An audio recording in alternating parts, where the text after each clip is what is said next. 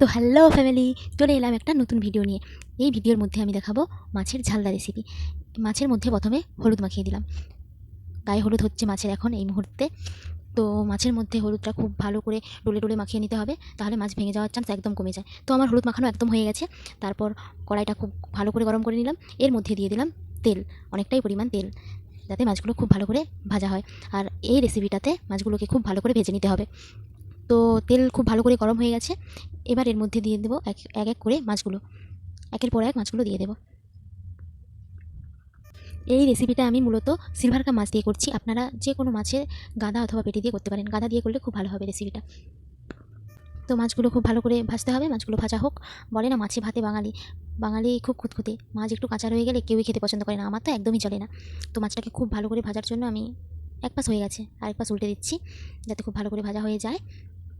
পরপর সব মাছগুলোকে আমি একইভাবে উল্টে দেবো। উল্টে পাল্টে মাছগুলোকে খুব ভালো করে ভেজে নিতে হবে। কোনো সাইড যেন না কাঁচা রয়ে যায়, খুব সাবধান এ বিষয়ে। তো কি, এদিকে মাছগুলো ভাজা হতে থাক, ওদিকে আমি মশলাটা রেডি করে নিই। তো মশলার জন্য আমার লাগছে পেঁয়াজ কুচি আর অনেকগুলো লঙ্কা দিতে হবে, কারণ রান্নাটা ঝাল ঝাল হবে। তো এখানে অনেকগুলো লঙ্কা দিয়ে দিচ্ছি, প্রায় 8টা 9টার মতো লঙ্কা আছে, 8টা লঙ্কা আছে। তো এরপর দিয়ে দিচ্ছি জিরা সামান্য পরিমাণ, আর দিয়ে দিচ্ছি চারমগজ, যাতে রান্নাটা ঠিক হয়, একদম ফ্যানফ্যানে না হয়ে যায়। তো মশলা বাটা আমার হয়ে গেছে, আর মশলা বাটতে বাটতে এদিকে আমার রান্না প্রায় শেষেরই দিকে বললে চলে, কারণ মাছটা ভাজা হয়ে গেছে। তো এই রান্নাতে মাছ ভাজাটাই তো মূল। তো মাছ ভাজা হয়ে গেছে, আমি মাছটা তুলে নিচ্ছি। এরপর রান্না জাস্ট 2 মিনিটেই হয়ে যাবে। সব মাছগুলো আমি খুব সাবধানে এক এক করে তুলে নিচ্ছি। এইবার পুরো রান্নাটা আমার এই তেলের মধ্যেই হয়ে যাবে। তো মাছ তুলে নেওয়ার পরে অবশিষ্ট তেল রয়েছে, এর মধ্যেই রান্নাটা হয়ে যাবে। এর মধ্যেই আমি দিয়ে দিচ্ছি বেটে রাখা মশলা, যেটা আমি বেটে রেখেছিলাম। পেঁয়াজ, শুকনো লঙ্কা, জিরা আর সামান্য পরিমাণে চারমগজ। তো মশলাটা মিডিয়াম ফ্লেমে ভালো করে কষিয়ে নিতে হবে, যাতে না মশলাটা পুড়ে যায়, সেদিকে অবশ্যই ধ্যান দিতে হবে। তো হলুদ আর লবণ দিয়ে দিলাম পরিমাণ মতো। এরপর আবার সেই ভালোভাবে কষিয়ে নিচ্ছি, তেল ছেড়ে আসা পর্যন্ত কষিয়ে নিতে হবে। রান্নার মেন পার্টই হচ্ছে মশলা কষানো। তো মশলাটা যদি না ভালো করে কষানো হয়, তাহলে রান্না টেস্ট হবে না। সেই জন্য ভালো করে কষিয়ে নিচ্ছি। তেলের ওপরে তো কষালাম, এরপর সামান্য বাটি ধুয়ে জল দিয়ে দিলাম। তো জল দিয়ে এরপর আবার ভালো করে কষিয়ে নেব মশলাটা।